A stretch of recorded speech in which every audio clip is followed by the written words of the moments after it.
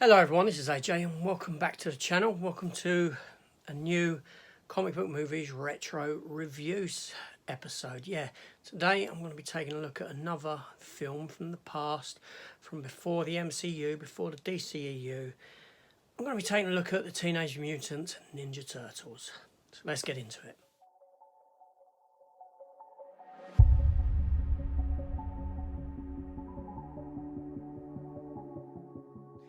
Okay, so if you're new to the channel, new to this series, then welcome over.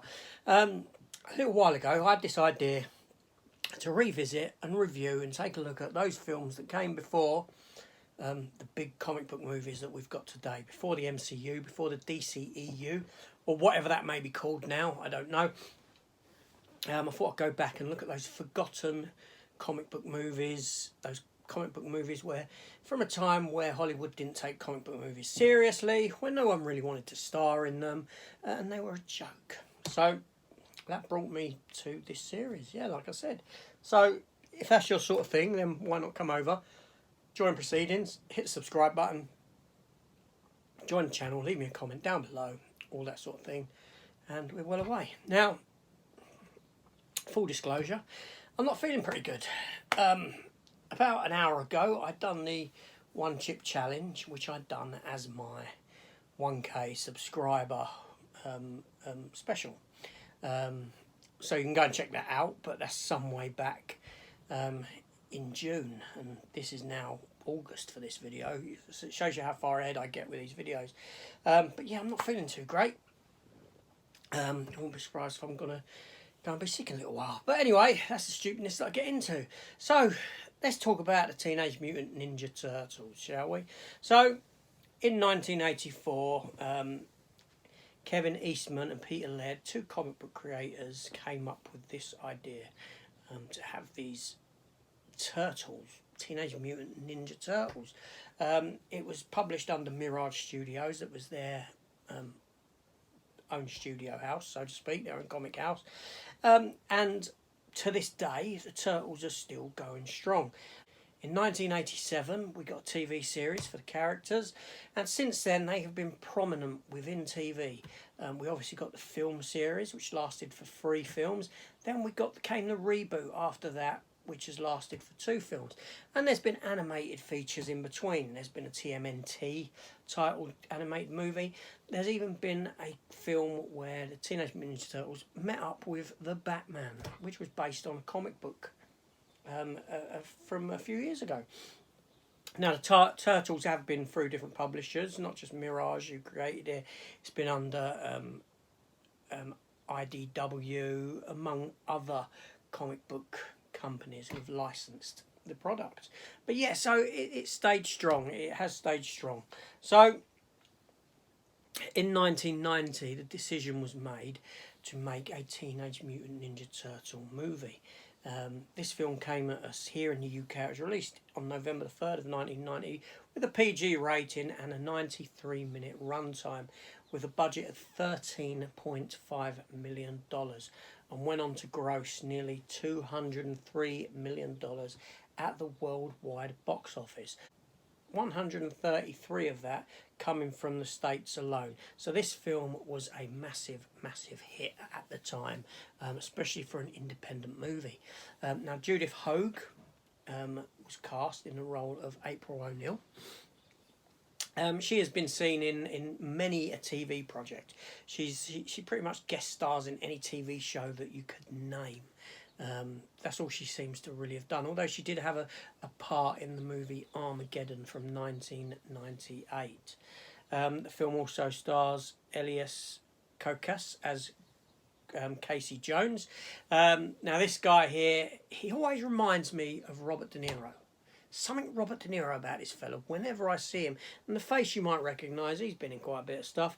Corey Feldman came in to voice the character of Donatello, and you know, you had stunt performers in the costumes, and you had other people to voice the characters. This film was directed by Steve Barron, who primarily directed music videos. He hasn't really done much beyond that. And Bobby Hotek was the story and screenplay writer, and again, his writing credits just really include a few TV stuff. He ain't really done much since or anything like that.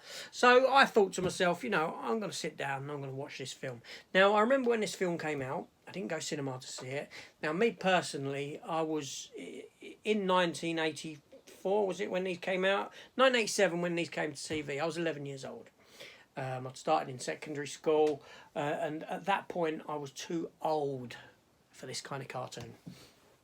It ain't something I ever watched, gravitated towards. I was sort of beyond that at that age. Now, you know, I'm quite happy to go back and watch 1980s cartoons. I think they're fantastic. But, you know, I felt I was beyond it at that age. Although the film came out and in 1990, and I thought, okay, you know, I'll give it a watch. But I didn't go cinema to see it or anything like that. I watched it on Pirate VHS. Now, this isn't the lightest of films. It's a very, very dark film, so you can imagine watching it on one of them old, moody Pirates. It was dreadful. It was abysmal. You couldn't see anything that was going on. So those were my sort of recollections of the film. Even though I had the film on DVD and things, I never really watched it. Never really revisited it. So this revisit now, I would say, would have been the first proper time I've ever watched the film since 1990 on Pirate. So 32 years. So does it hold up? Does it hold up? Let me tell you what I think about this movie and the plot. So you know the origin behind the four turtles themselves. Little turtles dumped in the sewer. This green ooze makes them grow big. They're sort of rescued by this rat that knows martial arts and teaches them all he knows because he used to watch his master do it. Yeah.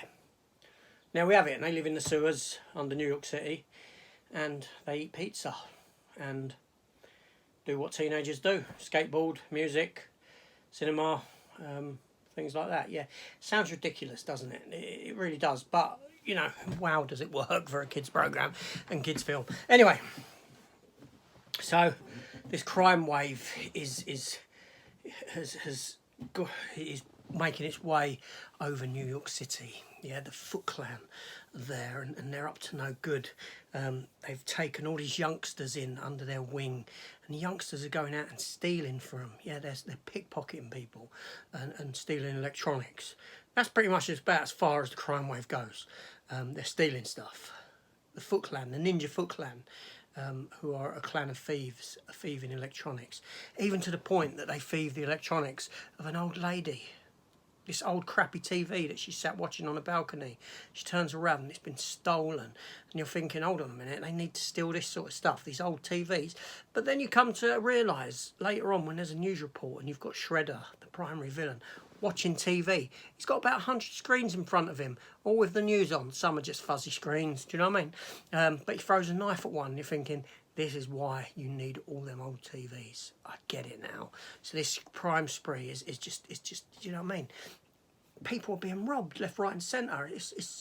They're a menace. The Foot Clan are a menace. Yeah. They're not dealing drugs or anything like that, or murdering people. They're nicking electronics. Anyway, that aside, the turtles come across it.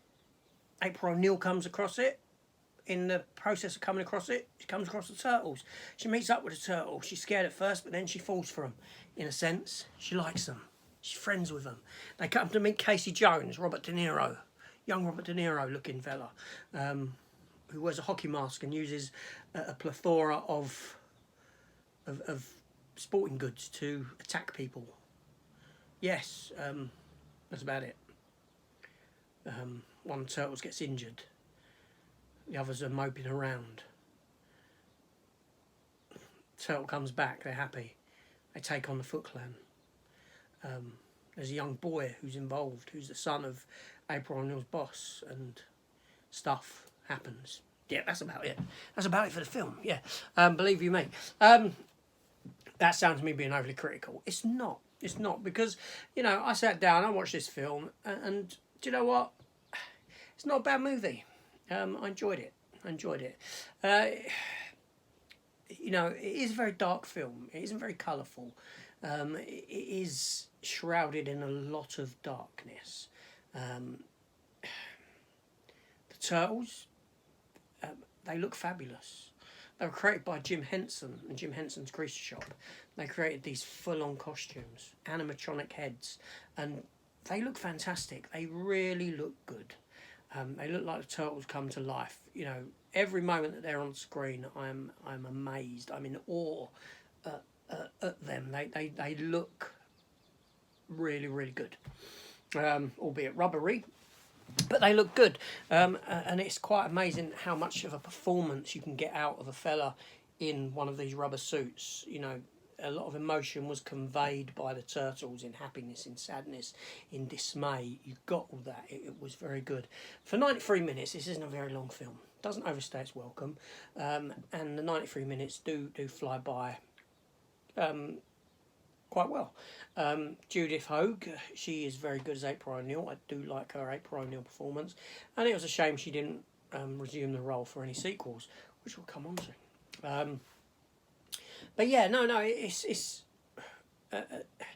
albeit some story elements are a bit sort of questionable. The film itself, you know, it's directed well enough. It looks well. It looks good. Fight scenes are interesting. They're fun. You know, overall, it's a fun film. It's a bit of a contradiction that you've got something as light and bright as the Turtles as they were conveyed in TV series for children, that you then take this very, very dark aesthetic for the film. That to me is a bit of a contradiction. You know, I know the comic books for the Turtles were dark when they first came out and they're quite violent, this sort of thing. But here you'd think you're watching a Batman movie or something like that. Tim Burton's Batman. But no, it may well have taken a leaf out of Burton's Batman book, considering this is a year after. I don't know. Who knows these things? But anyway, so yeah, you know, it was a fun film. It was a fun time. I can't knock it. I would revisit it. It was very enjoyable. So now I'm going to give you a bit of trivia with regards to this movie.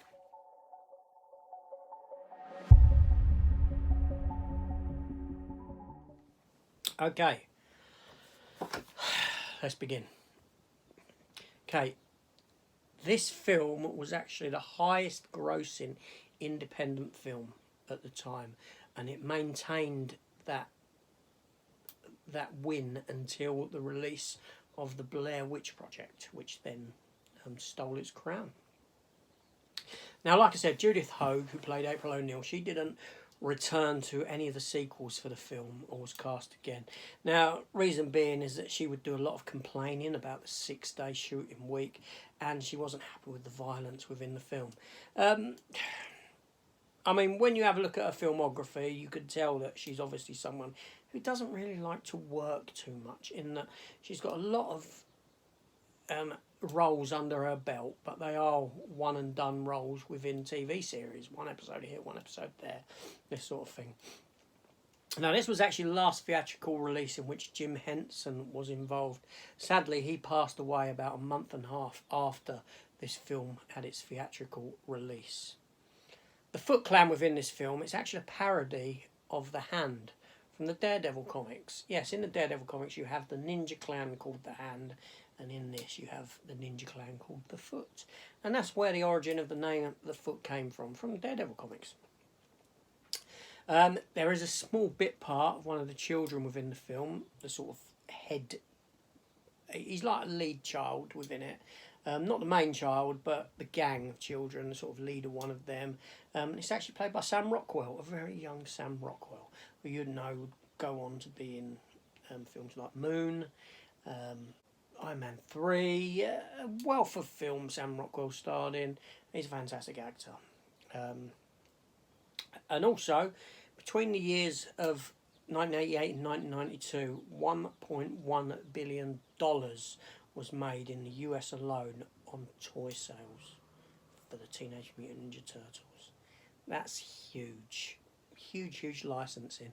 Now, here in the UK, this film was heavily edited. The BBFC wouldn't allow nunchucks to be shown at any point on the screen in anything. This obviously led to the cartoon series being called Teenage Mutant Hero Turtles as well. Now, this film was heavily edited here to reframe stuff, to chop out any use of the nunchucks. This was then turned around about 3 or 4 years later, when changes were made within the BBFC and what they were allowed to, what was allowed to be shown and this sort of thing. So yeah, not great to be a viewer of it in the UK. Luckily, we did get an unedited version eventually. But yeah, so that's it. I'm going to wrap it up there. Those are my talk about and my thoughts about the Teenage Mutant Ninja Turtle movie. Not a bad film. Not a bad film. Quite enjoyable. This is AJ. Thank you. Thank you for watching. Tell me your thoughts down below on this film yourself, whether you like it, whether you dislike it, whatever it may be. Do you prefer the remake films? Maybe you do. Maybe you're a fan of those. But either way, I'd like to hear your thoughts on it, your experiences with this franchise, anything like that. And make sure to tune in 2 weeks' time where I've got another episode of my comic book movies retro reviews. As to what that episode will be, even I don't know at the time of recording this. Whatever comes to me. But I will get through them all. This is AJ. Thanks for watching. See you later. Take care all and goodbye.